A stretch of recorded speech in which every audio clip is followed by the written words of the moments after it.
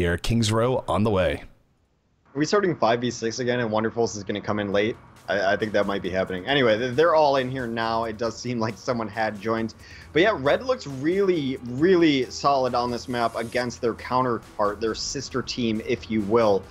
They look like they had a better plan, a better idea of what was going to be going on. So I think they will end up running this Hanzo, at least for the moment, to get a Sonic Arrow off. But we'll see. What do you see? Is there anything interesting on the defense? Mendo on this Mei so far.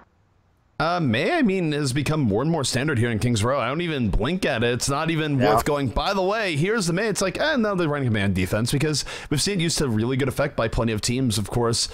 I would say popularized, but definitely came to note when we saw Michael 3D playing it all the time, just in recent memory. And a lot of other teams have caught on. You see players like Tavik on it. Of course, Tailspin and Envy had a great series as Mei way before she was popular and buffed. So we'll see how things go, but not too surprising here. Other than the Mei, pretty darn standard coming out here from the side of Barcode. We'll see if it's enough to deal with the offense coming out from Luxury Watch, where they're not quite on their full roster yet. I don't think we're going to be seeing Pine on the offensive Symmetra. Just no a offensive hunch. Symmetra? No? What's really interesting about the Mei picks is the players that you end up seeing playing it. So it's not that you're putting a flex on there and moving a tank out onto that Mei. It is always one of your top tier DPS. Agilities runs this as well. So teams really valuing getting those Icicle and getting that damage in as well so that you have Blizzard up as often as they do. So that's one of the interesting things about Mei is that if you're going to run it, you're generally taking a DPS player off of it to do so. All right, well, the game has begun. Mendo will be sitting back here as Mei, looking for that Ice Wall to split Luxury Watch right in half. He's not really giving himself the best LOS to do that, though. In fact, has to back up too much, and here comes Luxury Watch, diving right in. Winston leading the way, and they're actually winning this poke war a little bit to start things off. Clamp, though, does punish Nanohana pretty early on. Pine in the backfield, landing shot after shot. Not great for Luxury Watch, but still salvageable here if they back out. Well, this is what Uber talks about as well, is that these Korean teams really have an idea of trying to disengage. You saw it there. Awesome Guy jumped out immediately. They're like, that fight's over. We know that fight's over. We don't want to give any more kills into it. They tried to disengage. The wall did come up so that they could not wholly disengage, but they were able to retreat there without feeding too much ult. That is definitely part of the style of these Korean teams that we've seen so far. Nanohana poking right in. Winston gonna lead the way. Mendo ice wall up. Gonna try and stymie that. Winston is Steel able to find the hook. Takes out the big threat in Pine. With Pine down, a lot of the offensive punch behind Luxury Watch falling to the late wayside, and Zarya not getting out, getting hooked right back in. Steel chaining deaths just a little bit more. And they're out. It's as soon as they lose one and then maybe two, they've decided that they do not want to fight anymore. Huge hook comes in, does not finish it off. Nice re-engage from Awesome Guy to stop that kill from coming through. And they're going to use this as an opportunity to come back in. The Blizzard's going to come down, but they're all out of it right now. Pine does get taken down on the backline. Slasher also combines for another kill. We have Nanohana now, Dragon Blade at the ready, gonna have to put it away, could have used a few more seconds on it, does not have it, and ends up getting killed by Clamp mid-air. Clamp just shooting him out of the sky, and we do have a switch up. Pine no longer in the McCree on Reaper. I don't know if that's really the play. I mean, it does take out Steel early on, and I think it was almost certainly designed to go for Steel and counter this, but he's not gonna have the long-range power that you get on the McCree, and we'll see how it works out. They do have a one-player advantage here, so 65 opportunity for Luxury Watch. They're gonna have Sound Barrier. I think if they have any window here, Hex, this is it. Pine going down super early to that Icicle of Mendo. That's why you put your DPS on the Mei, so that you can clutch out kills like that. They're going to back out a little bit as Starkey takes a Wonderful. A couple nice kills from Luxury Watch, but their Res comes in. Res comes in, Luxury Watch moving right back in, but so is the side of Barcode as they roll back onto that point. Clamp takes out Beyond pretty early on here. Mendo on the Starkey, and they're going to rush this right down. Clamp with the cleanup that was necessary, and really it was legit RC with the Res that kept them in that fight. Mendo still going deeper, gets even an extra kill on Nanohana, so time quickly running out here for Luxury Watch. They have a Sound Barrier. The Sound Barrier fight is probably going to be their last attempt. If this fails, that will be it. Yeah, keep eyes on Nano here too, as he's about to have his Dragon Blade. They're going to really have to try to clutch on that. Sound Barrier and a Dragon Blade, a really nice combo. If they can nail it, Pine starts it up, takes on Clamp. Sound Barrier in, Nanohana in the backline, getting all sorts of damage. Pine falling through. This is exactly what Luxury Watch needed. A good engage coming out for them finally, and they will be taking this point, barring some crazy heroics that should not even be possible. No, they do take that point, and they actually finish up on the back line, too. They made that fight end up happening, like, all the way through the archway, so even when they were getting a couple kills, as Slasher was able to clean up towards the end, there was no possibility for them to reinforce there. So back against the wall, they hit that nice ultimate from Nano, and just some really good just primary fire from Pine. He's going to have his Death Blossom up in this next fight, too. Pine does have the opportunity to put his team way ahead here with a good drop down on the defense. I'm not sure the defense realizes he's up here right now. Roadhog, though, coming in. Wait. Okay, I think he spotted him out. I think he looked at us like, wait a second, there's a Reaper here.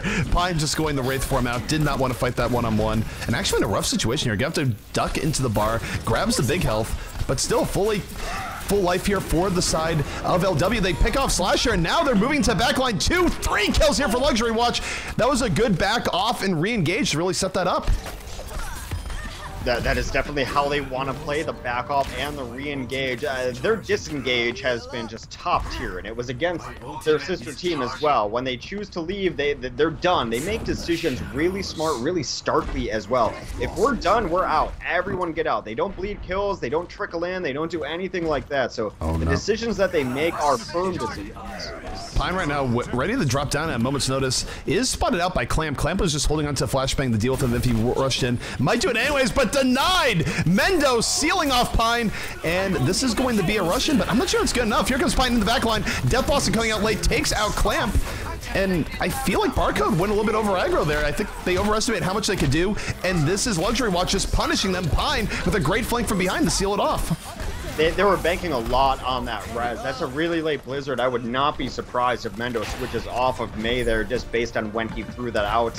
If he's going to stay on May, that seems like a small mistake at the very least. Mendo does switch on to Reaper. That's exactly why he threw that down, but absolutely. They were banking on that res to bring them back in that fight, but they were not accounting for Starkey coming in with that Transcendence, keep everyone alive and healthy, and Pine just dishing out damage consistently. We'll take a look here at the next fight. It's going to be relatively even in terms of ults, but Sound Barrier could give the edge here if Wonderfuls does not land a big Earthshatter. Earthshatter, though, comes in from Wonderfuls, knocks down Arcane, doesn't get too much else. As Prime, once more in the backfill, is taking out Clamp. Sound Barrier down, Nanohana with the punish, and Luxury Watch rolling right in.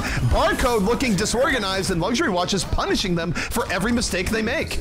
And there's nothing sadder than watching an Earthshatter that hits 4, and then Ryan just has to look at it and be like, oh, I can't actually go clean that up because my team's nowhere near. They knocked down 4 with that Earthshatter, a beautiful one. No cleanup at all as they got distracted by Pine. And look at Pine right now. He's still in the backfield. Is built up in our Death Blossom. Might just drop it here in a moment. Clamp takes him out before that happens. Mendo now in defensive tracer. And maybe Barcode is going to be able to push us back, but they've given up a lot of room here where they probably shouldn't have. And they've opened the door here for Luxury Watch to be able to take this map. Yeah, some nice switches off late there, though. Steel especially on his Winston with some nice cleanup crew. And Mendo back on Tracer. Feels good, man. Mendo's Tracer probably one of the best in the game just overall as far as being able to dominate maps, dominate performances. So that's definitely a comfort pick for him as they needed it towards the end. He came out to stall. And this Pine comes in over the top. Fearless, takes down Steel. He takes out Steel immediately. He's going to drop right down. Has Death Blossom still at the ready. Has the double kill. Everything going well for Luxury Watch here in this fight. Mendo blows himself up with his own pulse bomb. Not like this. Luxury Watch punishing Barcode once more. And they're very likely now to cap this point. Let me just let you know what Pine just did in case we didn't catch it on camera. He teleported into the face of a Winston, and a lot of times your just default action is to Wraith walk away. He chose to just walk right into Winston's face and continue shooting him and took him down. Took Steel down out of nowhere.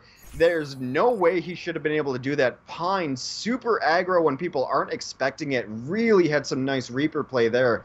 That's a very decent time overall. They have a minute left in their time bank, and I'm really liking some of the style that we're seeing out of this Korean team. I think the biggest thing that I'm going to note here, and I'll continue to note about the Korean team, certainly in Luxury Watch Red, is that there is plenty of times where a fight isn't starting out well for them, but they immediately retreat, and then maybe they get pick off and they go right back in. It seems like they have a very good sense for when a fight is turning in their favor and when it's against them. They might not have all the mechanical skill to back it up at all times against some of these NA and EU teams, but their sense of disengage and re-engage definitely seems to be on point. No, and as casters, we've always had the benefit of having this overhead view, and we've said time and time again, don't throw good money after bad, no one to hold them, no one to fold them. They know one folds. They know, like, if they lose one important hero, they're out. There's not a lingering around. They don't bleed. They don't trickle, as you said. So it just, as far as a game sense goes, knowing when that fight is over and just not giving more than you have to in those kind of fights has just served them really well. You can see it in kind of the alt advantages and disadvantages that they end up having. Alrighty, so 18 seconds remaining here. Take a look here at the defense coming out from the Luxury Watch team is going to be Pine on McCree, Arcane on Lucio, Nanohana once more on the Genji, Biom on Reinhardt, Starkey on Zen, and Awesome Guy on defensive Winston. So I think this goes more into the theme. I mean, it's part anti-Genji, which isn't being run, but also part of the theme of re-engaging here, where if you have Winston on your team, you can really punish a team when they have a disadvantage just by leaping right in.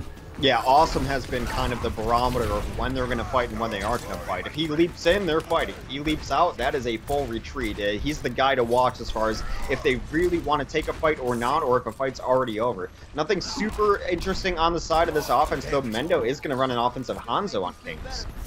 He's looking for those early picks, and Nanohana able to get to the backline, is taking out Slasher, and look at Pine going more further in. Awesome Guy was in, he gets taken out immediately. Still 2 kills here from the defense, but this is where we'll see if they back out, and it looks like they are, because if they get picked one more time here, it's actually going to turn way in favor of the offense. Yeah, nice fire strike in there as both Reinhardts will start out their Rhine games. Wonderful's all alone on an island, but look at this retreat. They are so far back right now. They are going to try to re-engage her, but they want to make sure that their shield has some charge to it.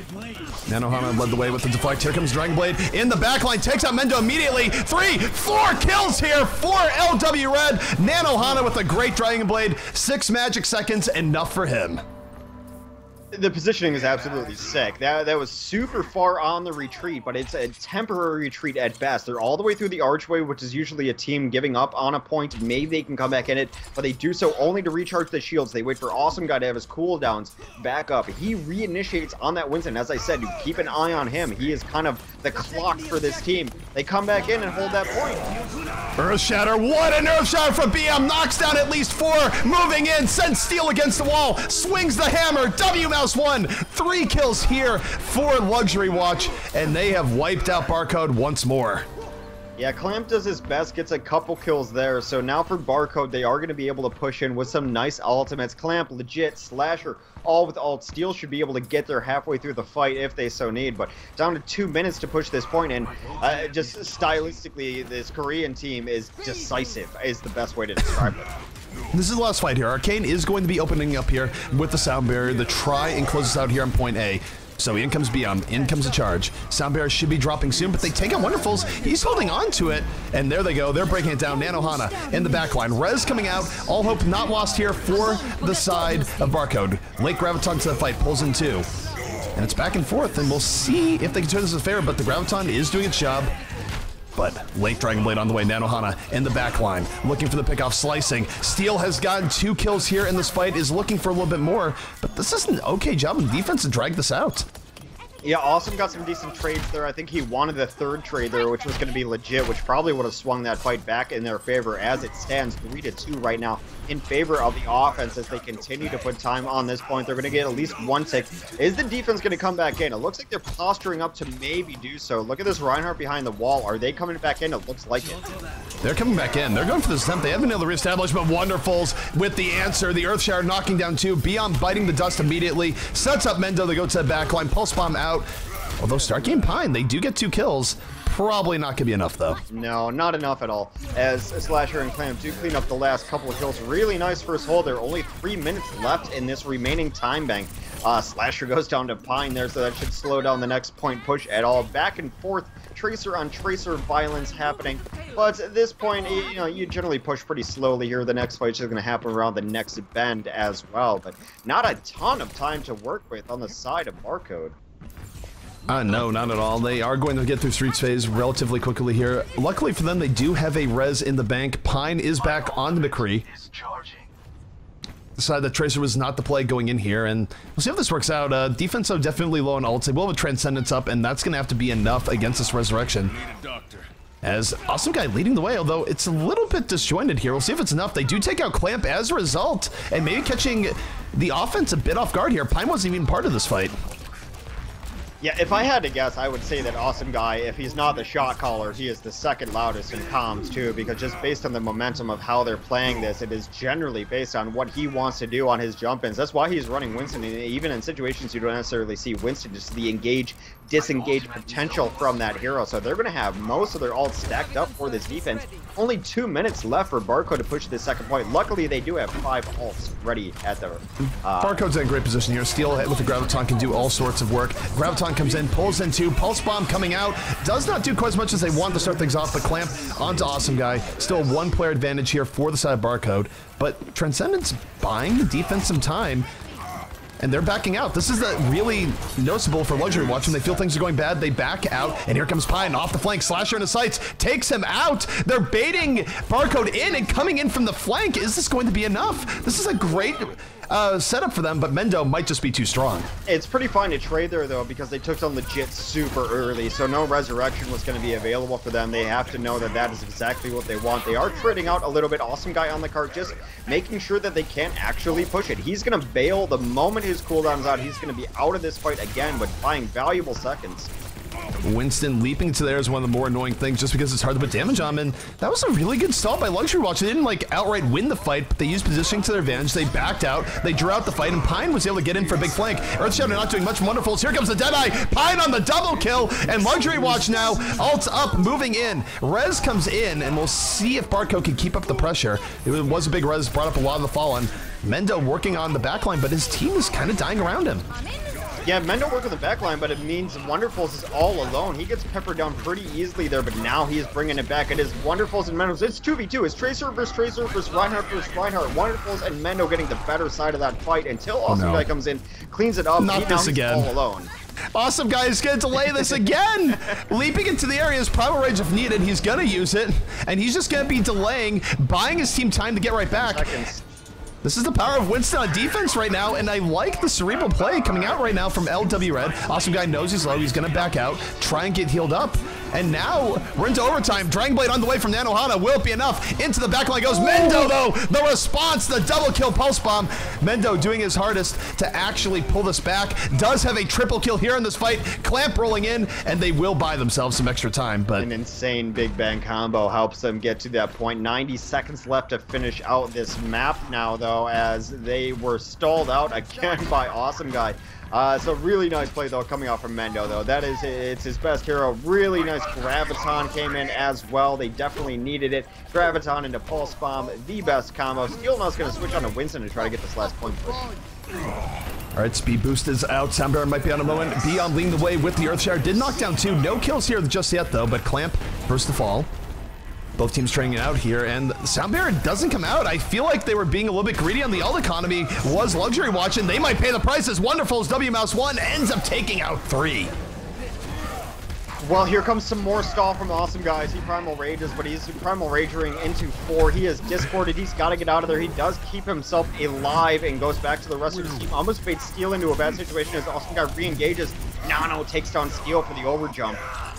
They're moving right back in. Nanohana with the cleanup, and Earthshower sets him up. 3 people on deck, and Nanohana just feasting as a result. That's going to be a 1 fight here for Luxury Watch, and Hex, they are 15 seconds away from actually taking this map, and this is gonna have to be a mad dash here from Barcode. Legit's gonna Soundbearer, they're gonna run in, but they're going to have to sacrifice all positioning as Nanohana is gonna be ready to just drop the Dragon Blade on the backline. They're gonna have to push into 2 support ults too, so here comes Soundbearers from both sides. 2 quick kills from Luxury Watch. 4 kills for Luxury Watch, and it is looking like Luxury Watch has done it. They will be taking this map away from Barcode. And what was some really cool Overwatch play when it came to positioning and how they handled things. They didn't beat Barcode off of just pure mechanical skill. Certainly Pine had his moments, but it was the positioning. It was backing out of fights, drawing them back, going in from a flank mid-fight. It was these sort of tactics that we saw from them that were somewhat unique when compared to North American EU play that really let them win this fight. A lot of it is just discipline. I mean, there's a lot of times in Overwatch games where I call and I say the term dying late or dying after the fight. That never happens. for this Luxury Watch team. They're either in or they're out. There's no halfway to it. They're not going to be dying late. They're not going to trickle on their retreat. They never gave up anything that they didn't have to give up. So that's what kind of the marker that I say for this team. Super impressive. And as I mentioned, awesome guy. He bought seconds, and those seconds ended up winning him the map. It was actually some of the best Winston play I think we've seen in quite a while. I know Winston has sort of this not great track record in the community where people like, there's all sorts of Winston memes. I don't have to repeat them. Chat will do it just by me vaguely referencing them. But it was really good game sense. He delayed to the maximum level he could every time, would usually get out at 100 HP. And I think the biggest thing of note here is just how Luxury Watch played the stall game there, where even if they were losing a fight to begin with, they would start backing out. Awesome guy would go, okay, I'm going to go in the stall mode as my team is dying. They just drew out every engagement on defense and bought themselves a lot of time because overall it didn't really feel like they were just swarming over, just devastating Barcode during that. Barcode was not losing in the sense that they would against, say, maybe an Envious, where Envious would win every fight, just pure power. That was a lot of tactics and using Overwatch mechanics to their advantage to just milk the clock for as long as possible. And they did all that at 200 ping. I mean, they're playing from Asia. They did all of that at 200 ping, so let's give them a little credit there, too. We are going to be heading to Dorado next. That is going to be Barcode's map choice. We are headed right into game. What do you think they might have to switch up here to be able to compete with Luxury Watch? Because if we're just looking at it on pure tactics-wise and just gameplay-wise, Luxury Watch was the better team there. I mean, as simple as this might be to say, I kind of feel like more so than anything else that they have to just really try and win on the mechanical level, because they were winning on that side of things. It's just they weren't able to win hard enough. I mean, there's certainly a lot of stall tactics that Luxury Watch was doing. I would say biggest thing here perhaps is that if you notice how those fights went off, Luxury Watch would back off the payload entirely and make Barcode chase them. Maybe just focus on the payload a little bit more and don't chase down kills after you get the first 2 kills, because there is a sort of setup in NA and EU play where you get 2 kills and then you rush everyone down, kill everyone, right? Well, Luxury Watch, they depended on that sort of mentality and they drew it out and used that to buy time, particularly on their defense. So maybe just more focus on the payload, less chasing kills, and just making Luxury Watch have to beat you more on straight up fights rather than letting them game you on the payload game. Well, Mendo does chime in and agrees with us and says, awesome guy, you're an amazing Winston. And that's praise from Mendo, who got brutalized by that Winston there too, but they're absolutely right. So maybe, do you think someone's got to go Reaper here to make sure that awesome guy can't get out with like the 50 health and the 100 health that he was getting out of some of those fights on, like to get the chase down? Because it did seem like even when he was stalling out that they just didn't have the finish on him. I think a Roadhog or a Reaper could be pretty darn good in dealing with that Roadhog. I mean, if nothing else, you know, Winston leaping up into the air madly, having a hook to literally bring him down to earth, that could be helpful. Yeah, I think, you know, we always talk about in the most simple terms of Overwatch, there's a problem, is there the answer? Awesome guy has been a problem. Do they have the answer here? Right now, Mendo's going to come out on this Hanzo, which is an interesting strat for Dorado. Hanzo, I mean, we've seen it here before, where it's just one of those things where you're looking for that early pick to really make things easy. But the way Luxury Watch is playing, they play defense better down a man than I think I've seen any other team play in Overwatch, and that includes some of the very best, where it's not so much that they go to win fights, they just go to stall them out and let things take their course. So we'll see how it works here. But I think even if Mendo gets the early pick off, it doesn't necessarily mean that it's going to be a quickly won fight at all for Barcode. Yeah, awesome. Bullies him out on the stairs. I was going to question whether they were going to defend stairs or not. Arcane takes down Clamp. Mendo trades back with both tanks down for the side of this Luxury Watch team. All right, so it's 3-1 kill advantage right now for that. But look at Awesome Guy. He's in the back. Nano Boost takes out 2. Primal Rage on the way. Juggles Slasher. I know Slasher likes fighting games, but not in this respect. He's able to get out, though.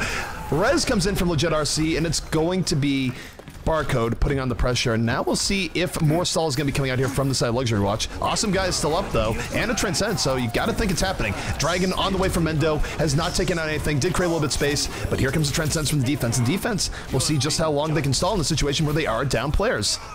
Yeah, they're getting all the kills that they want. Their tank play has been phenomenal as Wonderfuls and Steel combined for 2. Mendo cleans up on Pine there too. So no need for the Reaper even going against this triple tank. We'll see if this triple support, triple tank composition is what they want to run as we move into second point here going forward. Mendo already in great position is going to spam down the entry doorway on his Hanzo. And that was the case there where it was just too many kills coming out from Barcode. It was, you saw what Luxury Watch was going for, but when everyone dies that quickly, particularly when Awesome Guy definitely seemed to get focused in a little bit harder there, it was difficult for them to maintain presence on the point. It was a pretty quick cap coming out from the side Barcode, so see if Barcode can keep it up here as Mendo still on the Hanzo, still hunting for prey, but more importantly here, the payload's still moving. DPS is both on the huge flank as both Genji and McCree go really far to the backside, but the card is just moving past it. Like, their flank is almost meaningless. All right, Soundbear coming out here from the defense. They're rolling in. They're going to get caught right by a Graviton. 3 people in. Biom getting sent away. Slasher and Clamp with the fall through. And again, take a look at Luxury Watch. They're just immediately backing out. They're disengaging fully from this fight, laying in poke, but the res is out. It's going to be a huge number advantage for Barcode, and I feel like they should be able to take this next fight. Yeah, we'll see. They're going to have Dragon, but there are some nice tank ults in here. They did disengage because they want to fight here at second point, not giving it up for free. Oh, what an Earth Shatter coming out from Wonderfuls. Knocks down 2, sends Biom to his death. Nanohana's going to the backline here. Dragon Blade at the ready. Rolls right into the Transcendence, though. Not quite what he was looking for as he desperately tries to take out Clamp. Love this fight so far. Wonderfuls does get stunned out and taken down back and forth right now, but Pine does take out Slasher. There goes Starkey into the kill feed as well. That's going to be a hold on defense. It's just interesting that LW was able to hold that there. It started out bad for them, but right now they were able to back out just enough, bought enough time for the rest of their team to get in and around, and it just, again, it felt like after a good start, Barcode maybe overchased a little bit because it felt like going in that should have been their fight.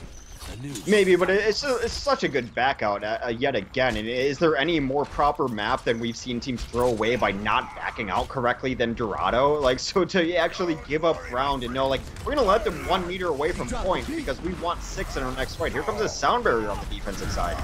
Sound Barrier is out. Defense is rolling it right in. Pine able to take out Wonderfuls immediately. Here comes Clamp on the Deadeye, but no! Pine says absolutely no way. Takes him out, the fastest cowboy in the West. He's going to move it forward. Mendo in rough shape should be falling in just a moment. Full team wipe here for Luxury Watch.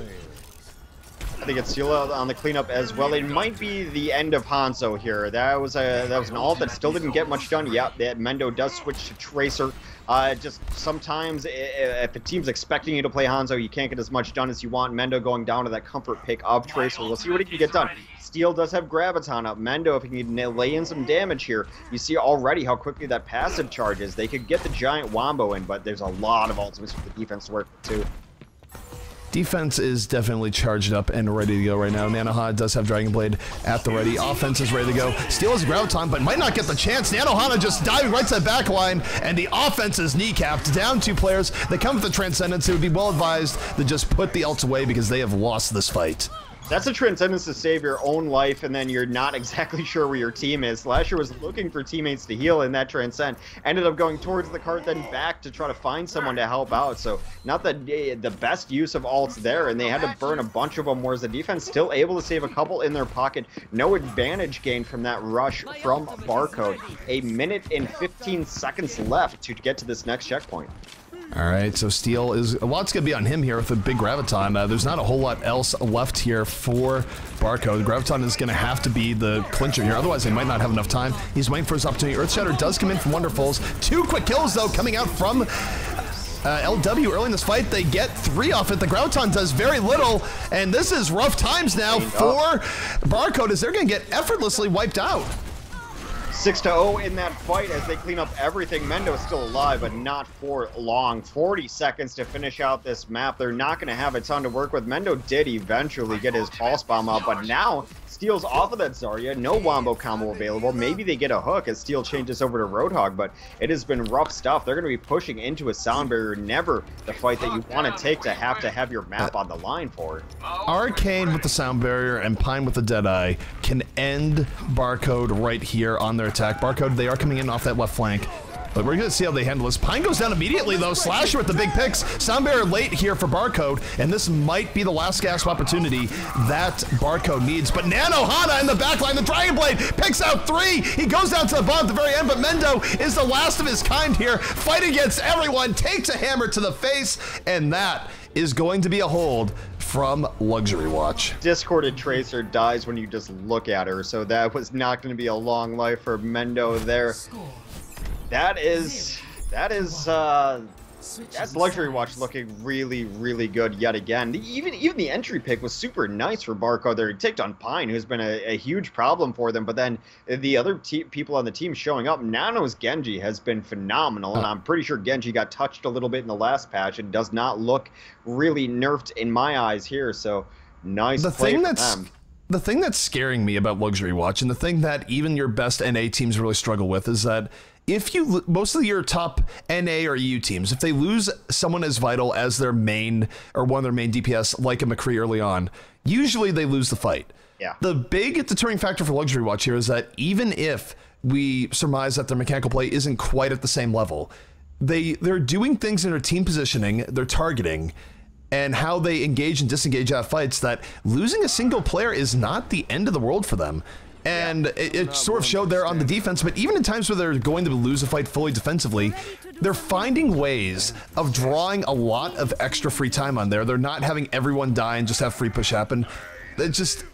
They're drawing the most out of the game mechanics right now, even if they might not be the best at clicking on dots. Although you take a look at a player like Pine, he's pretty close to what you want anyways. Your mention of targeting is absolutely spot on. Starkey's Discord orb might as well be a kill button at this point, because every time anyone is discorded, they're getting 2 people right in their face to take down that purple dot. It's kind of odd, like even from the bird's eye view that I have, that I don't see that purple dot around a whole long. It's because they give it to someone and they're just dead immediately. Their target acquisition and calling has been off of the charts, so we'll see if that continues going forward. Mendo on the Mei is an interesting pick. Steel's going to stay on Roadhog. They are going to run an offensive Hanzo. That's Nano.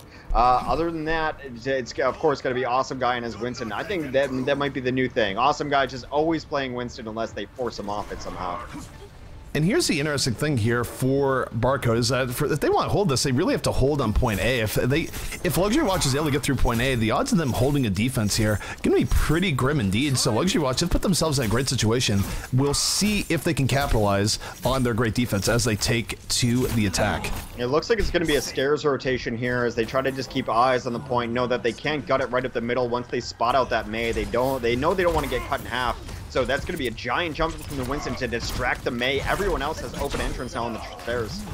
Awesome Guy first kill of the game onto Wonderfuls, was set up by Nanohana. Clamp though firing right back, and the offense, they're just rolling to the back line. However, Nanohana yet to be countered at 200 HP, has 2 kills in this fight. Sort of dancing in and around, but the Mei ult's gonna freeze him. Mendo building up pretty quickly, and overall, better targeting here from Barcode in the beginning to get the picks they're looking for, but I wonder if they've gone too deep here. Pine right now in the back finds a free Mercy, looking for more, gonna get the double kill. No one is paying attention to Pine right now, as I don't know quite. We'll see how this works. We've talked about the most dangerous thing in Overwatch being a neglected McCree. If you're not going to pay attention to McCree and you let him do whatever he wants, we've seen it, especially on this map. Like for some reason on Dorado last, McCree just goes into cloaking field, gets hooked up by Sombra, and no one pays attention to him. But a McCree that can do whatever he wants and is not pressured out does not have to worry about now on the attack. He's getting all the way to the back line right now, and this could be huge. I mean, this is high risk, high reward. He's going to go for a Deadeye when the rest of his team is distracting. And if he gets even 1 kill here, Hex, see how it works out, but the Deadeye is coming out, and there's nothing Slasher can do right now. Yeah, that was just dead. There's no higher form of dead. Awesome Guy bops his primal rage look up top. This resurrection is going to be absolutely crucial. We'll see what the Kofi looks like post-res. Legit does give his life for it, which is often the case when Res Steel showing up. The Kofi takes on 2. Barcode's fighting this back, but they have lost a lot of people. Steel diving right in. His hook bugs out right now. Sends Zen somewhere that was not where he wanted him. Gives Zen a chance to go in with the Transcendence, and Steel about to fall here on the point as Luxury Watch keeping the momentum going, and they don't have to go much further here, Hex, to win this game. Now discorded and deleted. Slasher comes and takes on Starkey, which I think is actually an enormous pick to make sure that Discord Orb's not on the field, but Luxury Watch picks up another couple kills. Arcane busts a sounder out too late in that fight, keeps everyone alive. They are struggling here. Barcode needs to find something. Can they get a miracle out of Mendo? Mendo goes down. Nanohana, consistent with those Dragon Blades, picked up 2 towards the end. They're almost towards the yellow square. This is do or die right now for Barcode. I'm not even sure they're going to be able to get here in time. The payload moving forward. Zumyana not in time as Luxury Watch has knocked Barcode into the lower bracket, and they are going to move on to the upper bracket semifinals. What play coming out from Luxury Watch? I'm so happy that we waited for that game to happen. All the other best of threes were already starting and were set, but we wanted to wait to see this Luxury Watch team. And it's always a great moment in Overwatch when you watch enough of it as we do to see kind of a different style come out, kind of something that feels a little bit different. That's exactly what this Luxury Watch team did. Rogue comes to mind as a team that was always playing super aggressive, super divey. They had their own style. This Luxury Watch team has their own style, and it looks hard to beat. Again, I think we gave a lot of hype to it beforehand, but our hype is proven accurate. The teams in the Asia regions have been leveling up and have been putting a lot of time into the game, and I feel like there is a distinct rift between playstyles. NA and EU, it's very much about who is your star DPS, let's watch Shadowburn kill 4 people. But it just felt like watching the play of Luxury Watch there, it was much more cerebral and much more playing the map, and I feel like it's a case where both sides are going to have to meet somewhere, right? Either you're going to have teams like Luxury Watch eventually catch up mechanically and have that, or the NNU team should really take some notes about what Luxury Watch did here and incorporate it into their gameplay. Disciplined and decisive would be the 2 words I would use for how their play style is. When they made a call, they stuck with that call. We were doing it regardless. They never bled characters. They never trickled, which is so important so that you're up for the next fight. It buys you seconds so that your next push is not 10 seconds later because you lost someone late. They never lost someone late. Their next push was always going to be right on time, right when scheduled. This is a fun team to watch. I'm looking forward to seeing them as they go forward. Absolutely. So, Hex, before we go to a break, it is your favorite time of the day. Let it rip. Ah, man, like, I feel like I just talked so much. I was so hyped just for this last Luxury Watch cast, but we do have to throw our sponsors some love as well. Thank you, everyone, all the way, by the way, for tuning in. You've already done your part just by tuning in to our Gosu Overwatch broadcast. It's great to have the weeklies back. It's great to have Uber on board. It's great to be back hanging out with ZP, but this is the time where we talk to the people who pay the bills. So, of course, go to our Matcherino page, ! Matcherino in chat. Moobot hooks you up with that link. GGNA18 is that coupon code, $1 for free. If I don't sell all the coupon codes and they don't all get used, I get beat with jumper cable. So please hook me up. Go there. Make sure you throw your $1 in for free. If you want to throw in more dollars, that goes right to the players, and we will read your message on the air. Our friends at OWKings.com have been great. We work with them for a very long time. If you want to see what the pros have to say about maps, about players, about strategies, etc., go to OWKings.com. Coupon code GOSU will hook you up with a discount for over the lifetime of your membership. And this week, we have a new sponsor in Ting. If you're in the United States and you have a mobile phone carrier and you're looking to save some extra dollars and you're like, why do I pay for 5 gigs of data? I never leave my house. I'm always on the Wi-Fi. Ting will hook you up, man. Go there, see if your bill could be a little bit cheaper. You only pay for what you use. And like the biggest thing is you get control over your account. Anything that the customer service rep can do on the other end of the line, you can do on your own account. You can change your options monthly. We're going to throw you $25 just to start. So like just grab a phone and just see if it works for you. And if not, that's fine as well. So check out gg.ting.com. They are our sponsors. That's it. Man, my sellout game has just been on point. I couldn't agree more. So here's what's coming at you guys right now. We are going to shift to the upper half of the bracket. We're going to be casting both upper bracket semifinals here. So Tempo Storm versus Splice going to be the next game. And after that, we will be going back down and watch Team Solo Mit, not mid, Team Solo Mit versus Luxury Watch. So if you want more Luxury Watch gameplay, stay tuned. It's on your way. But first, we will be going to the upper bracket. That's going to be covered by me and Uber in just a few minutes. Stay tuned.